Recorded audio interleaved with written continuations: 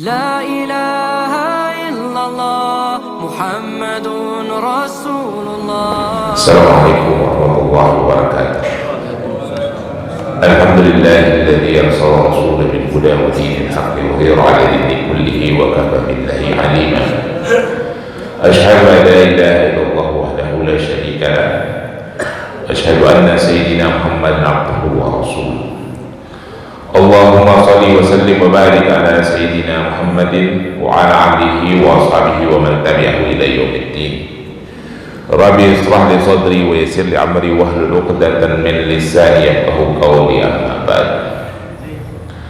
Para jemaah sekalian, puji dan syukur kita panjatkan kehadirat Allah Subhanahu wa taala atas semua limpahan nikmat dan rahmat yang diberikan kepada kita.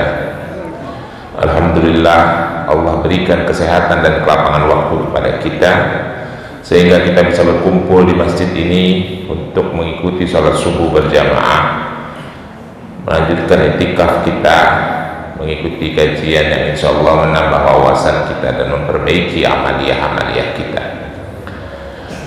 Dan kita berdoa kepada Allah, semoga Allah berikan kita kesehatan sehingga kita bisa melaksanakan semua ibadah saum Ramadan sampai akhir nanti dan semua ibadah-ibadah di bulan Ramadan ini, dan insya Allah nanti di akhir Ramadan kita menjadi hamba-hamba Allah yang fitri.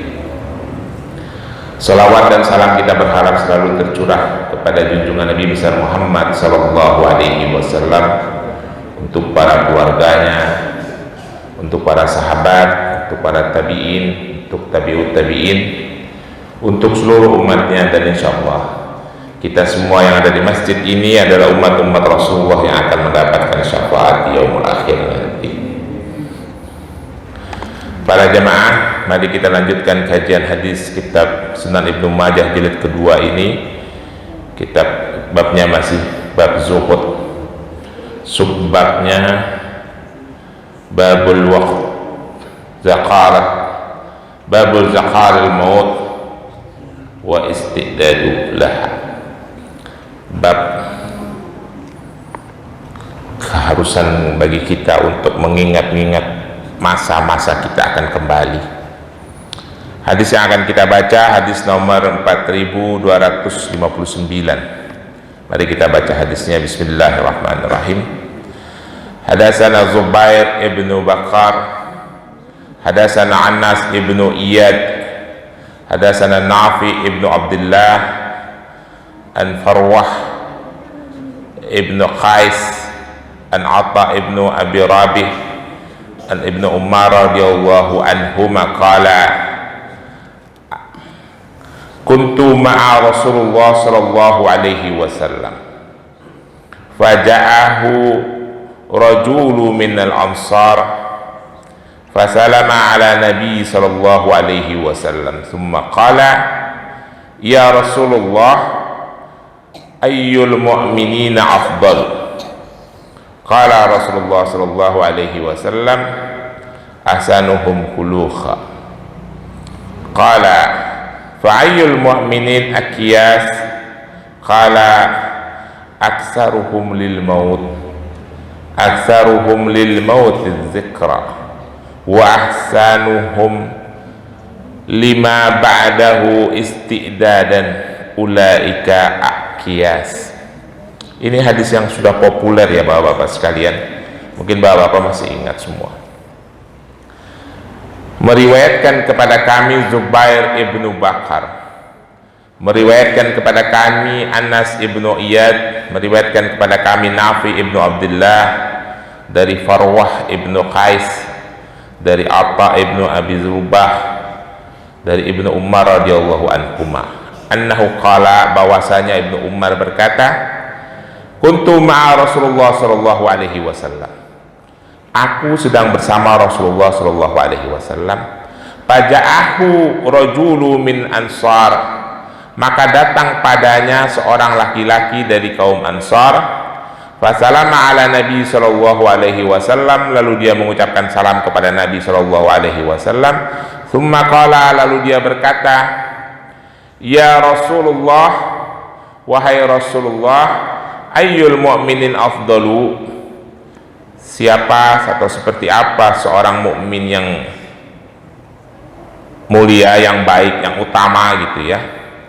Qala Rasulullah berkata, asanuhum khuluqa. Orang mukmin yang utama itu adalah orang mukmin yang baik akhlaknya. Qala, lalu dia berkata lagi, fa'ayyul mu'minin akiyas. Siapa orang mukmin yang paling bijak?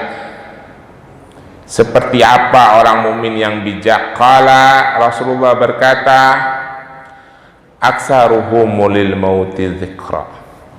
Orang beriman yang bijaksana itu adalah orang yang banyak mengingat kematiannya. Wa ahsanuhum lima ba'dahu isti'dadan. Dan yang paling baik persiapannya untuk menghadapi masa-masa setelah kematian, kira-kira begitu. Ulaika aqyas, itulah orang-orang beriman yang bijaksana.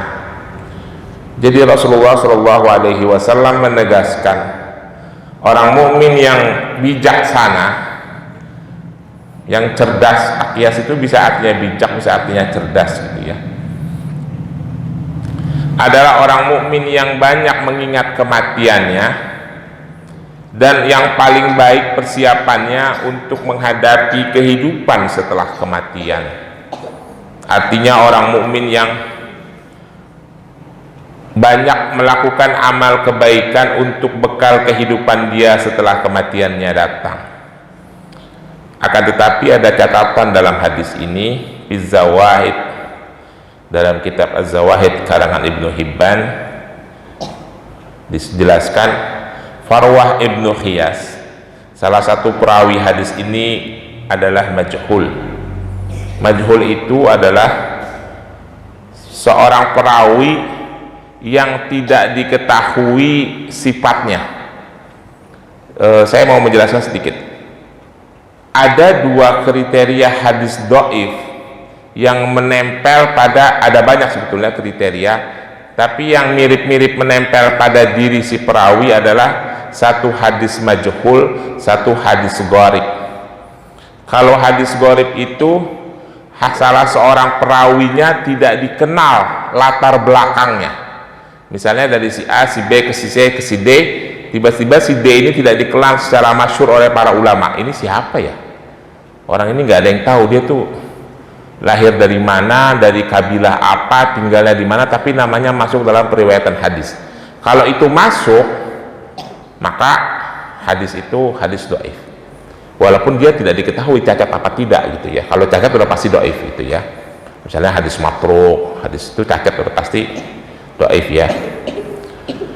Nah, ini salah satu hadisnya, ada salah satu perawinya namanya Farwah Ibnu Qais. Dia juga tidak dikenal, tapi tidak dikenal predikatnya, maka disebutnya hadisnya hadis majhul. Si Farwah Ibnu Qais ini tidak diketahui secara pasti oleh para ulama hadis kesiqahan dan kedabitannya, keamanahannya atau kepercayaannya dalam urusan menyampaikan kebenaran dan kekuatan hafalannya. Kalau ada perawi hadis yang tidak diketahui orang ini, maka orang ini dimasukkan, maka hadis tersebut dimasukkan dalam kategori hadis dhaif, hadis yang lemah ya. Bapak-bapak sekalian, hadis itu dikatakan dhaif bisa dari sisi matannya, dari nas hadis, dari teks hadis, bisa dari sisi perawinya, para perawinya. Tapi lebih banyak pada sisi perawinya ya. Sedikit saja cacat, maka hadis itu tidak dimasukkan dalam kategori hadis sahih. Saya pernah menjelaskan pada bapak-bapak sekalian dulu, ada sebuah hadis tapi saya lupa matannya. Para hadis itu salah satu perawinya diketahui perilakunya menurut para ulama hadis, para kritikus hadis kurang pas, maka hadis itu dimasukkan ke dalam kategori hadis dhaif. Bapak tahu tidak yang dianggap kurang pas seperti apa? Pernah diketahui satu masa si perawi itu duduk menyelonjorkan kakinya di majelis taklim begini. begini doang nih, itu sudah dianggap adabnya kurang, hadisnya ditolak. Ya, itulah kehati-hatian para ulama dalam menseleksi hadis. Bahkan di masa lalu Rasulullah mengajarkan kita, walaupun di dalam hadis, di dalam ayat Al-Quran kita disuruh berlapang-lapang di dalam majelis, dalam hadis-hadis lain kita boleh duduk dengan baik dan tenang di dalam majelis. Tetapi Rasulullah itu dalam setiap pertemuan di dalam sebuah majelis dengan para sahabat, dia menyandar saja tidak pernah. Beliau menyandar saja tidak pernah, saking menjaga adab. Sampai satu hari Sayyidina Ali, sahabat Ali, melihat Rasulullah itu seperti lelah punggungnya karena memberikan pelajaran kepada para sahabat. Sampai Sayyidina Ali bertanya, "Ya Rasulullah, apakah engkau dilarang untuk duduk sambil bersandar?" "Tidak," kata Rasulullah. "Aku melihat engkau lelah, sebaiknya engkau bersandar." Rasulullah tidak mau bersandar karena saking menjaga adab. Ya, tapi itu Rasulullah dan para sahabat. Kalau kita mah nyantai-nyantai aja, sambil tidur-tiduran juga boleh di dalam masjid. Yang penting jangan tidur beneran kalau di majelis taklim. Kurang lebih begitu. Nah, hadis ini termasuk hadis yang majhul karena salah satu perawinya itu tidak diketahui apakah dia siqah dan dabit atau tidak, apakah dia hafalannya kuat, apakah dia bisa dipercaya atau tidak. Ya, tapi para ulama juga bersepakat bahwa kalau hal-hal yang berhubungan dengan nasihat, maka hadis dhaif boleh disampaikan. Tapi hal-hal yang berhubungan dengan hukum tidak bisa, ya bapak-bapak sekalian. Apalagi yang berhubungan dengan akidah, ya. Hadis dhaif yang berhubungan dengan akidah pasti ditolak. Yang berhubungan dengan hukum menjadi khilaf. Tapi kalau urusan dengan nasihat boleh-boleh saja. Karena ini urusannya dengan nasihat, maka boleh-boleh saja. Nah, kita kembali ke isi hadis. Seorang yang beriman yang paling bijaksana dan cerdas itu adalah orang yang banyak mengingat kematian, dan orang yang paling bagus persiapannya untuk menghadapi kematiannya. Saudara-saudara sekalian, urusan kematian ini kita sangat perlu dan wajib ya untuk saling mengingatkan. Saudara-saudara mengingatkan saya mengingatkan saudara-saudara, ya. Karena dia akan datang kapan saja, di mana saja, tidak melihat waktu dan tempat.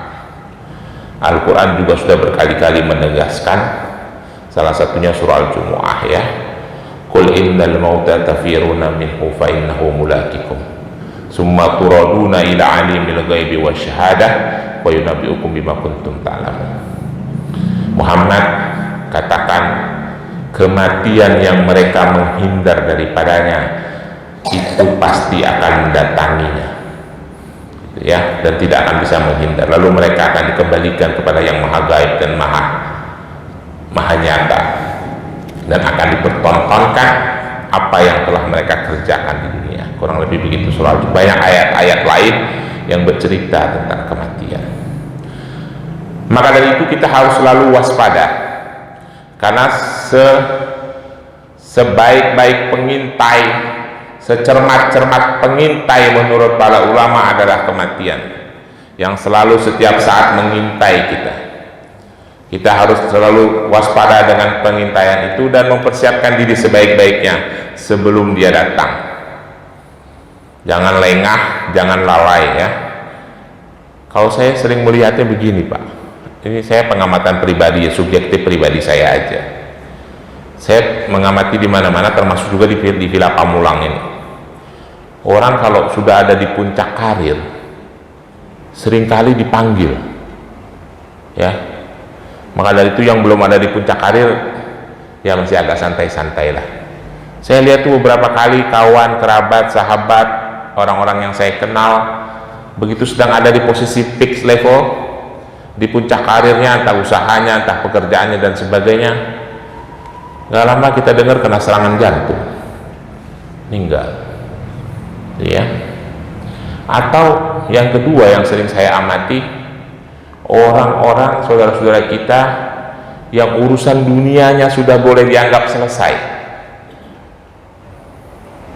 sudah dianggap selesai, anak-anaknya sudah menikah, sudah pensiun, ekonominya sudah cukup, tidak lama kita dengar meninggal dunia. Ya,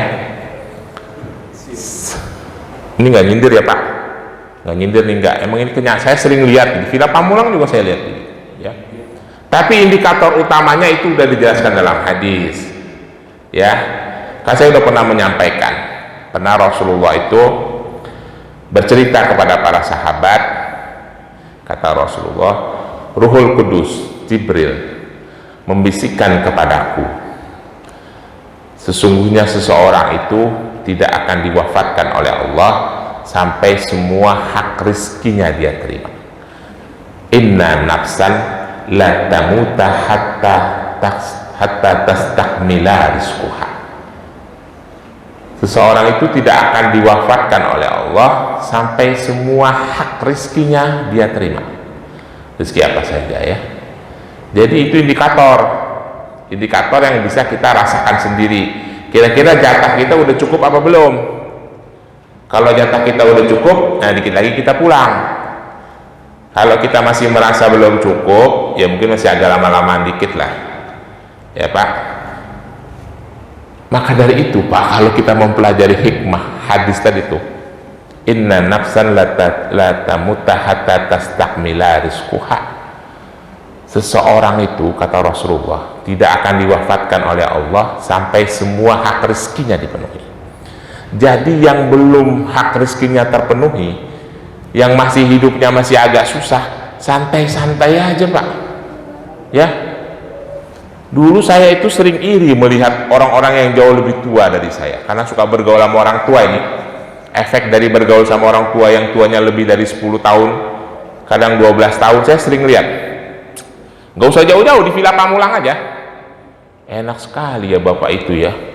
Anak-anaknya sudah selesai kuliah, rumahnya sudah sekian, ekonominya sudah bagus, sementara saya masih berjuang. Lama-lama saya mikir, ngapain gue banding-bandingin? Emang dia itu udah waktunya selesai, gue waktunya berjuang. Yang waktunya sudah selesai berarti sudah dekat dengan kematiannya. Yang masih berjuang, yang masih jauh dengan kematian. Kira-kira begitu logika manusia gitu ya. Tapi ini bukan takdir Allah beda lagi. Jadi orang-orang yang masih berjuang itu jangan iri sama orang-orang yang sudah sukses. Kalau orang yang sudah sukses itu ya jatah rezekinya udah diterima semua, sebentar lagi selesai. Yang masih berjuang itu jatah rezekinya lagi diturunin, ambil aja terus. Nanti juga ada waktunya akan selesai. Kira-kira begitu. Ya. Kita nggak usah berburu-buru dengan urusan begituan, santai aja. Emang itu sebuah proses, nanti begitu selesai semua udah kita terima, udah game. Yang penting di dalam proses itu kita melakukan persiapan sebaik mungkin ya. Maka itu kita harus saling mengingatkan, karena kematian itu tidak tahu kapan datangnya. Bisa jadi bapak duluan, saya belakangan, atau sebaliknya, saya belakangan, bapak duluan, gitu kan. Jadi kita lanjutkan hadisnya. Hadis yang berikutnya adalah hadis nomor 4260. Bismillahirrahmanirrahim. Hadatsana Hisham ibnu Abdul Malik Al-Hamsi, hadatsana Yaqi ibnu Walid, hadatsani ibnu Abi Maryam an Damrah ibnu Habib an Abi Ya'la Asyadid ibnu Uwais qala Rasulullah sallallahu alaihi wasallam, al-qaisu min dana nafsah wa amila lima ba'dal maut wal ajiz ma atba nafsahu hawaha summa tamana ala Allah. Nah, ini penting walaupun pendek hadisnya. Al-khayas yang tadi tuh, yang orang-orang yang bijaksana, orang-orang mukmin yang cerdas. Mandana nafsahu adalah orang-orang yang bisa menahan hawa nafsunya. Seseorang mukmin yang cerdas adalah seseorang mukmin yang bisa menahan hawa nafsunya, yang bijaksana. Nafsu apa saja yang tidak baik yang mereka harus kendalikan, nafsu emosi, nafsu macam-macam lah ya. Wa amila lima ba'dal maut, dan seorang mukmin yang bijaksana, yang cerdas itu yang bekerja, yang beramal, mempersiapkan kehidupan setelah kematiannya. Bapak-bapak sekalian, ini pesan buat saya dan juga buat bapak-bapak sekalian, kita jangan sekali-kali pernah merasa cukup ya Pak. Sudah beramal sekian, sudah beramal sekian, sudah beramal sekian, sudah tahajud setiap malam, sudah sholat 5 waktu, sudah sholat sunnah, sudah ini, sudah itu. Kita tidak tahu ukuran amaliyah kita cukup atau kurang untuk persiapan. Yang diminta kepada kita sebagai seorang beriman itu adalah beramal sebanyak-banyaknya. Ya, kita merujuk kepada penjelasannya Imam Ghazali. Dalam urusan amal itu kita merujuk pada penjelasan Imam Ghazali, penjelasan Imam Ghazali tentang bagaimana memfilter amaliyah kita di dunia. Imam Ghazali kan mengatakan seluruh manusia itu merugi. Kullul insanu halka, kata Imam Ghazali. Ini penting buat kita. Saya selalu senang dengan kata-kata ini. Seluruh manusia itu rugi. Kullul insanu halka illal alimun, kecuali manusia-manusia yang berilmu. Semua manusia itu rugi kecuali mereka yang berilmu pengetahuan. Wa kullul alimun halka illa amilun, dan setiap manusia yang berilmu pengetahuan juga rugi kecuali ilmu pengetahuannya diamalkan. Wa kullul amilun halka illa al-mukhlisun, dan setiap manusia yang berilmu pengetahuan dan mengamalkan ilmu pengetahuannya juga rugi kecuali ilmu pengetahuannya diamalkan dengan ikhlas. Itu seleksi ya Pak, berilmu dulu lalu mengamalkan, tapi diamalkan dengan ikhlas. Kalau cuma berilmu doang, kalau tidak berilmu dia rugi. Kalau cuma berilmu saja tidak diamalkan, dia juga rugi. Lalu berilmu dan beramal tetapi diamalkan tidak dengan ikhlas, juga rugi, kata Imam Ghazali. Ya. Selanjutnya Imam Ghazali mengatakan wa khulul mukhlisun fi qadrin azim, dan setiap orang yang berilmu pengetahuan mengamalkan ilmu pengetahuannya dan mengamalkan ilmu pengetahuannya dengan ikhlas, fi qadrin azim, berada pada keraguan-raguan yang besar kalau keikhlasannya tidak diterima oleh Allah. Menurut saya, pernyataan Imam Ghazali ini adalah sebuah proses filtrasi, sehingga seseorang itu akan selalu memperbanyak amalnya karena takut, khawatir kalau amal yang baru saja dia kerjakan belum tentu benar, kalaupun benar belum tentu sempurna, kalaupun sempurna belum tentu ikhlas, kalaupun ikhlas belum tentu diterima oleh Allah. Jadi lakukan lagi terus saja, kira-kira begitu ya. Itu catatan penting. Jadi kita kembali ke hadis. Seorang muslim yang bijak, seorang mukmin yang bijaksana itu adalah yang bisa menahan hawa nafsunya, dan seorang mukmin yang bagus persiapannya untuk menghadapi kehidupan setelah kematian. Wal ajus ini sebetulnya tua, itu kakek-kakek, nenek-nenek itu ajus. Wal ajus, dan seorang mukmin yang lemah, diartikan di sini lemah, man atba'a nafsahu hawaha. Seorang mukmin yang lemah itu adalah orang yang mengikuti hawa nafsunya. Seseorang yang mengikuti, bukan mukmin, seorang yang mengikuti hawa nafsunya itu adalah orang yang lemah. Tsumma tamana 'ala Allah, lalu dia mempunyai hayalan-hayalan kosong tentang Allah. penjelasan tamana ala Allah itu para ulama hadis menjelaskan, Ibnu Majah menjelaskan dalam catatannya, tamana ala Allah bi annahu karimu ghafurur rahim. Sesungguhnya Allah itu maha pengasih, maha pengampun, dan maha penyayang. Jadi kita itu jangan mempunyai hayalan-hayalan yang tidak kepada Allah. Fokus saja bahwa Allah itu maha pengasih, maha penyayang, dan maha pengampun. Jangan khawatir, selalulah memohon ampun kepada Allah, selalu bertobat kepadanya. Kira-kira begitu ya. Jadi seorang yang lemah itu adalah orang yang tidak bisa menahan hawa nafsunya dan tidak punya harapan kepada Allah. Harapannya kosong. Bapak-bapak sekalian, seperti kita sudah maklum bersama, apapun dosa akan diampuni oleh Allah kecuali syirik, ya. Maka dari itu saya tuh paling tegas-tegas mengingatkan untuk tidak melakukan segala bentuk kesyirikan. Dan saya paling alergi tuh dengar-dengar yang namanya syirik-syirik. Nggak tahu kenapa, ini bukan karena saya Wahabi ya. Dari saya kecil tuh saya udah paling alergi tuh dengar yang namanya hal-hal yang mengarah kepada kesyirikan. Nggak tahu tuh.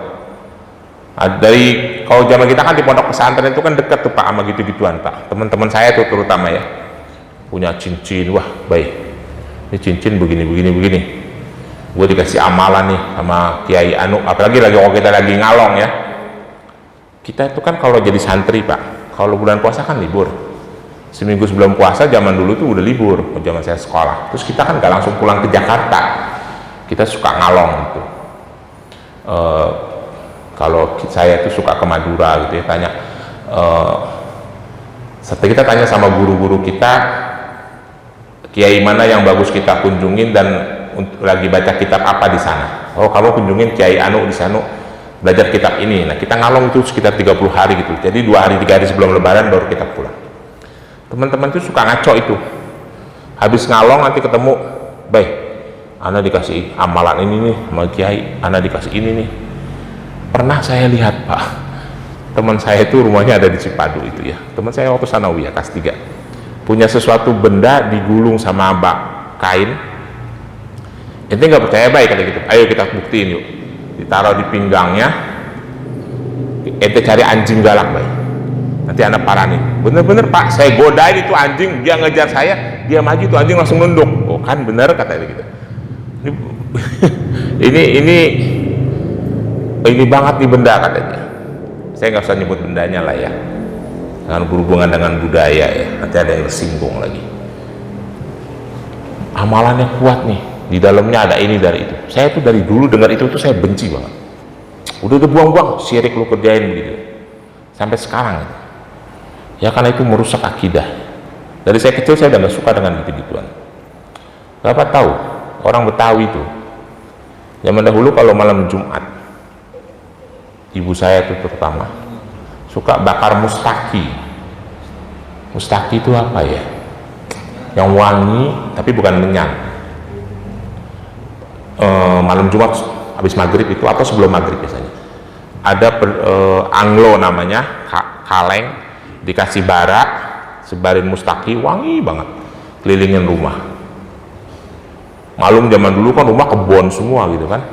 Buat apaan sih tuh? Buat ngusir jin. Yang orang dulu tuh masih kita percaya emang ada jin ya, tapi nggak perlu dengan cara-cara begitu. Kita hanya banyak berdoa, banyak membaca surah-surah dalam Al-Quran, hiasi rumah kita itu dengan bacaan Al-Quran, insya Allah jin menjauh. Saya udah agak gede-gedean dikit, saya lempar-lemparin tempat sampah itu begitu ya.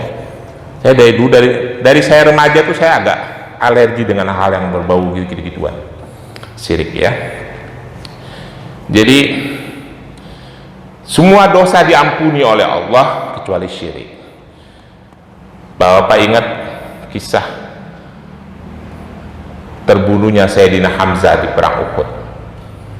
Sayyidina Hamzah paman Rasulullah kan terbunuh di perang Uhud oleh seorang budak dari Ethiopia yang namanya lupa saya, budaknya Hindun itu, Wahsi ibnu Harbin. ketika Fathul Makkah, kan Sayyidina Hamzah ditombak itu sama Wahsy di perang Uhud. Saking jenong jago tombak itu budak. Sebetulnya bukan budaknya Hindun, dia itu budaknya Zubair. Ada orang Mekah namanya Zubair, pamannya dibunuh waktu saat perang Badar. Pamannya namanya Tuaimah, dia namanya Zubair ibnu Mu'tim. Nah, si Wahsy ini budaknya Zubair ibnu Mu'tim. Karena pamannya dia Tuaimah dibunuh dalam perang Badar oleh Sayyidina Hamzah, si Zubair bilang, kamu akan saya bebaskan, mau nggak saya bebaskan, tapi bunuh Sayyidina Hamzah. Lalu yang mendoktrin si Wahsy itu adalah Hindun, istrinya Abu Sufyan ya. Dalam perang Uhud itu kan orang kafir, panglimanya adalah Abu Sufyan. Wahsy itu sebenarnya nggak ada urusan dengan orang Muslim, orang dia cuma budak, cuma dia karena dia ingin dibebaskan, dia senang lah. Pada saat perang Uhud itu dia mengincar Sayyidina Hamzah, memang orang itu jago tombak, ditombaklah Sayyidina Hamzah masuk ke perut sampai tembus ke belakang, lalu wafat. Lalu Wahsy selesai udah dalam perang itu. Begitu Sayyidina Hamzah wafat, dia udah balik. Nah, dalam peristiwa lain Sayyidina Hamzah sampai wajahnya dihancurkan gitu ya dengan tombak, wallahu a'lam bishawab. Rasulullah sampai sangat bersedih melihat jenazahnya Sayyidina Hamzah. Pada saat Fathul Makkah, Wahsy itu bingung karena Makkah dikuasai, lalu Wahsy kabur ke Taif, lalu Taif juga dikuasai. Sampai Wahsy sudah bingung mau kemana lagi nih, semua orang sudah masuk Islam, pengikutnya Muhammad sudah ada di mana-mana, saya akan terbunuh. Maka ada seseorang yang mengatakan, engkau tidak perlu khawatir, datanglah kepada Muhammad, masuklah Islam, bersyahadatlah kepadanya, maka kau akan diampuni. Datanglah Wahsy menghadap Rasulullah di kota Madinah secara diam-diam. Lalu Wahsy menceritakan semuanya. Lalu Wahsy bertanya, bagaimana caranya aku memasuk ke dalam ajaran Islam dan memohon ampun, sedangkan dosaku sangat banyak. Aku membunuh pamanmu, aku berzina, minum minuman keras. Maka turunlah surah Az-Zumar ayat 53 yang menjawab pernyataannya Wahsy ibnu Harbin. Qul ya ibadi alladhi asrafu ala nafsih la taqnatu min rahmatillah. Qul ya ibadi alladhi asrafu anfusihim la taqnatu min rahmatillah. Innallaha yaghfiru dzunuba jami'an innahu huwa ghafurur rahim. Muhammad, katakan itu kepada si Wahsy, orang yang melampaui batas atas dirinya, la taqnatu min rahmatillah. Jangan berputus asa dengan ampunan Allah. Allah akan mengampuni semua dosa karena memang dia maha pengampun. Innallaha yaghfiru dzunuba jami'an. Ya, jadi kita jangan berangan-angan kosong tentang Allah. Berkeyakinanlah bahwa Allah itu maha pengasih, maha penyayang, dan maha pengampun. Jadi selalu memohon ampun karena kita tidak tahu kematian itu kapan akan datang. Satu lagi hadis nomor 4261. Hadatsana Abdullah ibnu Hakim an ibnu Abi Ziyad hadatsana Sayyar hadatsana Ja'far ibnu Thabit an Anas ibnu Malik radhiyallahu anhu anna Nabi sallallahu alaihi wasallam dakhala ala syabab wa huwa fil maut faqala kaifa tajaduka qala arjuwahu ya Rasulullah wa akhafu dhunubi. Faqala Rasulullah sallallahu alaihi wasallam la tajtami'ani fil qalbil abdi fi misli hadzal mautini illa a'tahu Allahu yarju wa amanahu mimma yakhafun. Jadi kira-kira artinya begini. Dakhala ala sabab, Rasulullah itu menjumpai seseorang pemuda. Wa huwa fil maut. Si pemuda ini sedang menghadapi sakratul maut. Mungkin dia lagi sakit kali ya. Faqala, lalu Rasulullah berkata, kaifa tajuduka? Bagaimana keadaanmu? Qala, si pemuda itu berkata, arjullahu ya Rasulullah, aku merasa aku akan kembali kepada Allah. Perasaan saya tuh saya akan wafat dalam waktu dekat ini. Wa akhafun dunubi, tapi aku takut dengan dosa-dosaku itu ya. Kita biasa gitu ya, perasaan umur gua nggak panjang nih, tapi dosa gua masih banyak, kira-kira begitu ya. Jadi seorang pemuda ini bilang, aku merasa aku akan kembali kepada Allah, tapi aku takut dengan dosa-dosaku. Faqala Rasulullah sallallahu alaihi wasallam, maka Rasulullah berkata, la yajtami'ani fil qalbi abdi, tidaklah Allah mengumpulkan, menggabungkan atau menyatukan di hati seorang hamba rasa keinginannya untuk kembali kepada Allah dan rasa takut akan dosa-dosanya, maka Allah akan berikan padanya sesuai dengan harapannya. Jadi begini, dia sebetulnya pengen kembali kepada Allah, ingin sekali menjumpai Allah, tapi dia takut dengan dosa-dosanya. Maka Rasulullah menjaminkan, kalau engkau ingin kembali kepada Allah, ada rasa ingin kembali kepada Allah tapi takut dengan dosa-dosanya, dengan dosa-dosamu tidak perlu khawatir, kata Rasulullah. Allah akan memenuhi harapanmu, engkau akan kembali kepadanya, wa menahu mimma yakhafun, dan engkau akan aman dari rasa kekhawatiranmu, dari ketakutan akan dosa-dosamu. Selama kita berharapan ingin menjumpai Allah dengan ikhlas, menerima keputusan Allah akan takdir, insya Allah Allah akan ampuni dosa-dosa kita. Kurang lebih begitulah makna hadisnya. Saya kira begitu saudara-saudara sekalian, 3 hadis yang kita bacakan mudah-mudahan menambah pengetahuan dan wawasan kita semua. Dikurangnya mohon maaf. Kalau ada pertanyaan saya persilahkan. Kalau tidak ada, kita tutup. Billahi taufiq wal hidayah. Wassalamualaikum warahmatullahi wabarakatuh.